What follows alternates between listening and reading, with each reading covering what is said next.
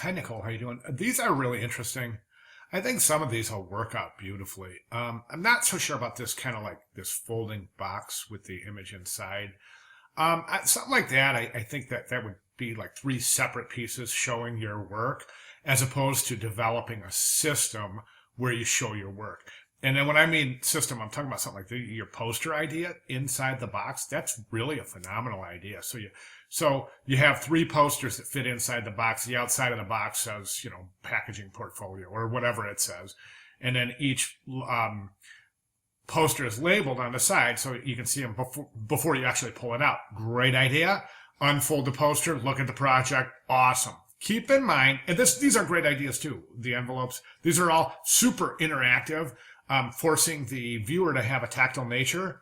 But the thing is this, that those are all successful techniques and successful tactics. The problem I'm looking at is moving towards your final portfolio.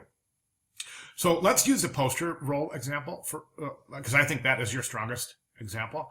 Let's use that. Okay. So in your poster roll, you have your posters. You have everything set up. Your three posters. You have the box, the outside packaging, all the cool graphics on the outside of the box. Okay. Then you pull the poster out and look at it. That's all fine and dandy. That works beautifully. But how are we going to show that in your portfolio?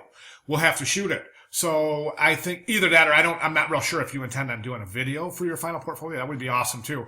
But at the very least, what we need to do is just really show this. Like you're showing it in your sketches. I think your sketches show really good intent. So that's a good idea. That I'd like to see you move forward. Well, I shouldn't say that. You move forward in whatever direction you feel is the strongest.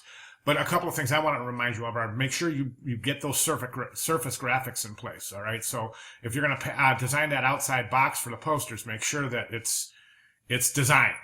Okay. That's important. Again, just to review, don't forget to try to figure out a really good presentational way to show those posters, which is going to be kind of cumbersome because they're going to get rolled up.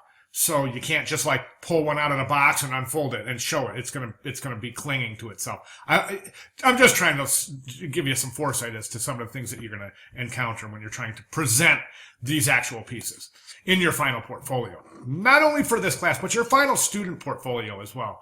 And I'm looking towards that as well. Nice color palette, awesome. Let's take a look at this guy right here. The problem I'm seeing with this is it's that you have rice, chopsticks, and veggies and sauce. But what else? You're calling it sushi, but where's the sushi? I don't see any sushi. I see veggies, rice, and sauce. So how do you I'm not real sure how this works. Because basically right now it kind of looks like it's a kind of modified ramen type thing. So work that out. I'm not real sure exactly how that is going to work, but it's definitely can't be called sushi because based on what we're seeing, there's no sushi here. Sushi is something really, really difficult to resell because of the fact that a good portion of it's raw and the way that it's cooked, it doesn't have shelf life. There's no preservatives.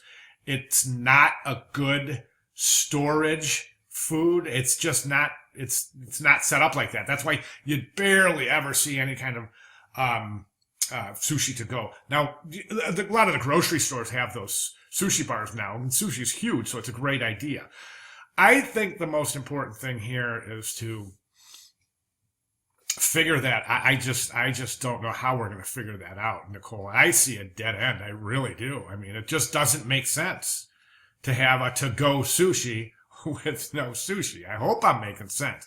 At any rate, the packaging, I think this package is very cool. I think it would be awesome to take this apart, study the die line, and recreate the die line, applying the graphics yourself, your own graphics, and folding it up.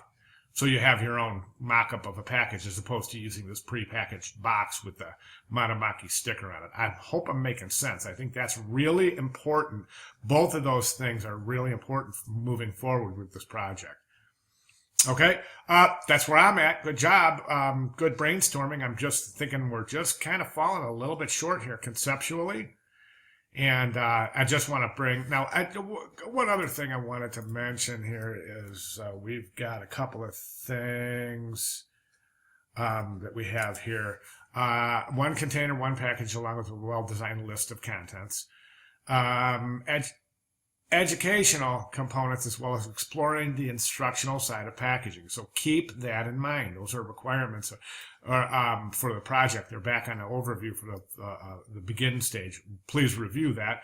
Actually, again, that is one. You need one container and one package, along with a well-designed list of contents.